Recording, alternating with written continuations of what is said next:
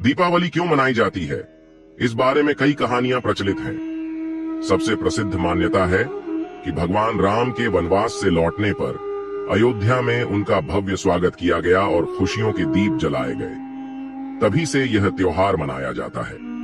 लेकिन इसके अलावा भी कई कहानियां हैं जिनके बारे में कम लोग जानते हैं। आज हम दीपावली मनाने के पीछे की कुछ कहानियां जानेंगे। श्री राम के वनवास से लौटने की खुशी, ये वह कहानी है जो लगभग सभी भारतीय को पता है। कहा जाता है कि मंथरा की बातों में आकर कैकेयी ने दशरथ से राम को वनवास भेजने का वचन मांग लिया। इसके बाद श्री राम को वनवास जाना पड़ा। 14 वर्षों का वनवास बिताकर जब भगवान राम अयोध्या लौटे तो नगरवासियों ने उनका भव्य स्वागत किया। तभी से दीपावली मनाई जाती है। रामायण में बताया गया है कि भगवान श्री राम जब लंका के राजा रावण का वध कर पत्नी सीता और भाई लक्ष्मण के साथ अयोध्या वापस लौटे तो उस दिन पूरी अयोध्या नगरी दीपों से जगमगा रही थी। भगवान राम के 14 वर्षों के वनवास के बाद अयोध्या आगमन पर दिवाली मनाई गई थी। हर नगर, हर गांव में दीपक जलाए गए थे। तब से दिवाली का यह पर्व अंधकार पर विजय का पर्व बन गया और हर वर्ष मनाया जाने लगा।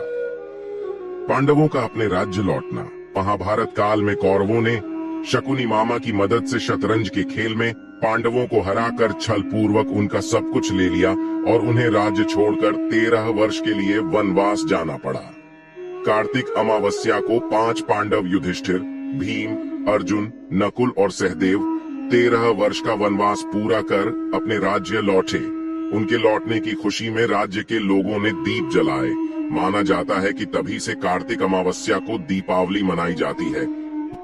माँ लक्ष्मी का अवतार, धन की देवी और भगवान विष्णु की अर्धांगिनी माँ लक्ष्मी की उत्पत्ति को लेकर पौराणिक कथाओं के अनुसार दानवों ने तीनों लोकों में हाहाकार मचा दिया था।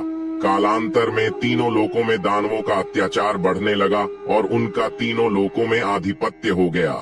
इसके चलते राजा इंद्र का सिंहासन भी छिन गया। इसके बाद घबराए देवता गण भगवान विष्णु की शरण में पहुंचे।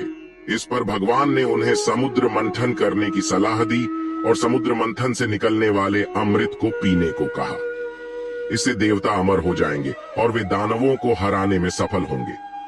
भगवान विष्णु के कहने पर क्षीर सागर में समुद्र मंथन किया गया।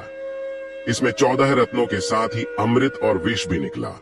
समुद्र मंथन के दौरान ही माँ लक्ष्मी की भी उत्पत्ति हुई थी, जिसे भगवान विष्णु द्वारा अपनी अर्धांगिनी के रूप में धारण किया गया। दीपावली का त्योहार हिंदी कैलेंडर के अनुसार कार्तिक महीने की अमावस्या को मनाया जाता है। कहा जाता है कि इसी दिन समुद्र मंथन के दौरान माँ लक्ष्मी जी ने अवतार लिया था। माँ लक्ष्मी को धन और समृद्धि की देवी माना जाता है। इसलिए हर घर में दीप जलने के साथ साथ हम माता लक्ष्मी जी की पूजा भी करते हैं। नरकासुर का वध। प्रागज्योतिषपुर नगर का राजा नरकासुर नामक दैत्य था। जब भगवान विष्णु वराह के रूप में उत्पन्न हुए थे तब उनके स्पर्श के कारण वह पृथ्वी के गर्भ से उत्पन्न हुआ था। उसने अपनी शक्ति से इंद्र, वरुण, अग्नि, वायु आदि सभी देवताओं को परेशान कर दिया। वह संतों को भी त्रास देने लगा, महिलाओं पर अत्याचार करने लगा। उसने संतों आदि की 16,000 स्त्रियों को भी बंदी बना लिया। जब उसका अत्याचार बहुत बढ़ गया तो देवता भगवान श्री कृष्ण की शरण में गए। लेकिन नरकासुर को स्त्री के हाथों मरने का श्राप था, इसलिए भगवान श्री कृष्ण ने अपनी पत्नी सत्यभामा को सारथी बनाया। इंद्र की प्रार्थना स्वीकार करके श्री कृष्ण अपनी प्रिय पत्नी सत्यभामा को साथ लेकर गरुड़ पर सवार हो प्रागज्योतिषपुर पहुंचे। वहां पहुंचकर भगवान कृष्ण ने अपनी पत्नी सत्यभामा की सहायता से सबसे पहले मुरदैत्य सहित मुरकेच्छ पुत्र ताम्र, अंतरिक्ष, श्रवण, विभावसु, नभश्वान और अरुण का संहार किया। मुरदैत्य के वध हो जाने का समाचार सुन नरकासुर अपने अनेक सेनापतियों और दैत्यों की सेना को साथ लेकर युद्ध के लिए निकला। नरकासुर को स्त्री के हाथों मरने का श्राप था, इसलिए भगवान श्री कृष्ण ने अपनी पत्नी सत्यभामा को सारथी बनाया और घोर युद्ध के बाद अंत में कृष्ण ने सत्यभामा की सहायता से उसका वध कर डाला। इस प्रकार श्री कृष्ण ने कार्तिक मास के कृष्ण पक्ष की चतुर्दशी को नरकासुर का वध कर देवताओं व संतों को आतंक से मुक्ति दिलाई। उसी की खुशी में दूसरे दिन अर्थात कार्तिक मास की अमावस्या को लोगों ने अपने घरों में दिए जलाए। तभी से नरक चतुर्दशी तथा दीपावली का त्योहार मनाया जाने लगा। तो ये थी दिवाली मनाने के पीछे की कुछ दिलचस्प कहानियां।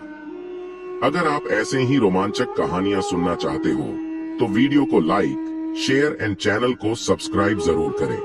तो दोस्तों, जल्द ही मिलते हैं ऐसे ही रोमांचक कहानियों के साथ। धन्यवाद।